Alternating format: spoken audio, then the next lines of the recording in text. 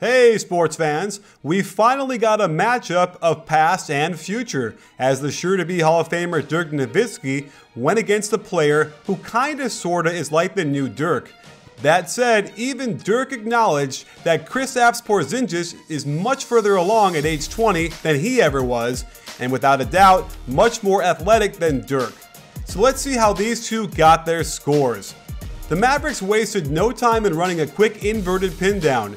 We're used to seeing a big screen for the guard, but Dirk gets the screen instead. Porzingis is a step and a half slow reacting, which is hard to do against the slow-footed Dirk, who makes him pay from 17 feet.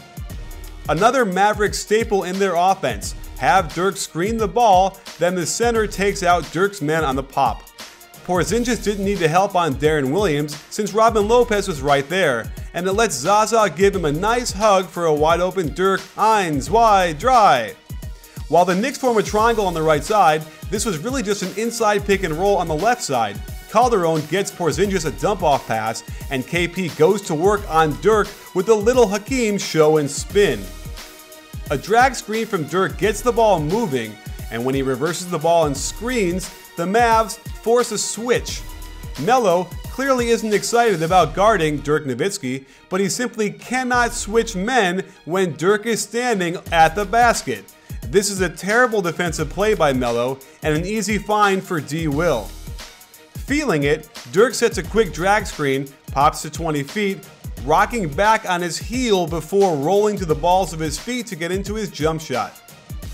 The Mavericks run the same exact formation that got them to switch with Melo onto Dirk, only this time they had Felton's man switch, an even bigger mismatch for Dallas.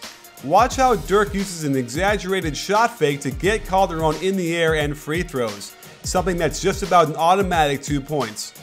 Finally, we get some triangle action from the Knicks as they break into the second option, pinch post. Porzingis keeps coming higher to receive the pass, then uses the fake pitch to create separation. A little touch to Powell's sternum, a love tap if you will, gets him a step back 20-footer, unstoppable. It's Dirk's turn to abuse a different player on the Knicks. Out of their basic motion offense, it takes them a few seconds to break into the high pick and roll, and look how easily the Knicks switch this, totally unnecessary. Of course, Dirk brings Grant right down to his home on the right mid-post, and with Seraphin not wanting to leave his man one pass away, Dirk has an easy turn over his right shoulder for the nifty lefty finger roll and one. Later in the second, the Knicks run triangle again, and here's a great example of why it's such a great offense. Now, Porzingis is in the guard position of pinch post, and the Flalo is playing the forward. Terrific change of pace by Kristaps to explode to the outside for the handoff, nice little hop step through, and good finish with touch on the side jump to avoid Pachulia.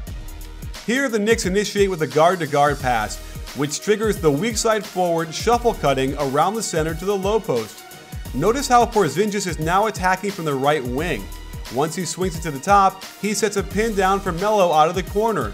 This gives him room to pop to the baseline where Melo hits him on a great pass, and Dirk can do nothing to stop the hop from 17 feet. Derek Fisher calls a straight ISO post up for Melo on the left block, and keep your eye on KP as he cuts through. From this position, he can see most of the floor and find the opening. Credit Melo again for finding him along the baseline, and a nice finish at the rim. Sasha Vujacic approves. Under the watchful eye of Rick Carlisle, he calls a play that hopefully gets him to switch when Dirk screens on top.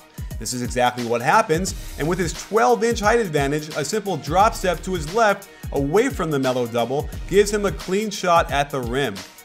On the slowest fast break we'll see in the NBA this year, KP forgets who he's guarding, letting Dirk waddle over to the three-point line. Robin Lopez tries to steer him in the right direction, but it's way too late for the German. On the sideline out-of-bounds play, they run a Flalo through the loop, with Porzingis being the third and last screen for him. KP floats back towards the three-point line and catches Zaza helping just a little too much on the ball. That's enough daylight as Kristaps nails the 23-footer. Midway through the third quarter, the Knicks were getting hammered, but Porzingis spurred them to an 11-1 run when Melo slides in to set a nice flare screen to get KP a good look from 18 feet. Here's another adjustment they've made to get into the pinch post. What looks like normal motion leads to a pin down for Calderon, but it's at the elbow and allows KP to pivot into the pinch post, and then a gorgeous spin move for the alley-oop. Wow! Early in the fourth, the Knicks get sloppy on the pick and pop, but Porzingis does a nice job to save the possession. The Mavericks are in complete scramble mode as the ball whips around the perimeter, and Derek Williams slips along the baseline and after a multi-pump fake repertoire, finds KP open in front of the rim for a soft jump hook. The Mavericks then set up in a 1-3-1 formation, which turns into something called double exit, where the baseline player cuts up one side with a pin down, while the guy at the free throw line moves to the opposite side. This action gets Dirk good position near the right block, and we can all sleep well tonight knowing Dirk got a Dirk leg to fall. The Knicks break into pinch post right away with a double down screen on the weak side. When Galloway can't get open, it flows into a pass to pick and roll. Porzingis finds an opening at the pinch post, and watch how he hops into his catch to simulate the shot, which gets Powell way out of position. KP shows off his dexterity and touch on this nice finish. With the Knicks threatening, we get the matchup we were looking for. Dirk versus Kristaps by themselves in the post. Dirk still has a thing or two to teach the rookie with a simple face-up, jab step, and rise up for the jumper. In what should get Knicks fans very excited for the next couple of years or so, New York breaks into a two-man game with Melo and KP, screening, then rescreening, and while this got a little messy, it's good to see Porzingis isolate as the clock winds down, display good athleticism and mobility, and hit a tough shot in the lane.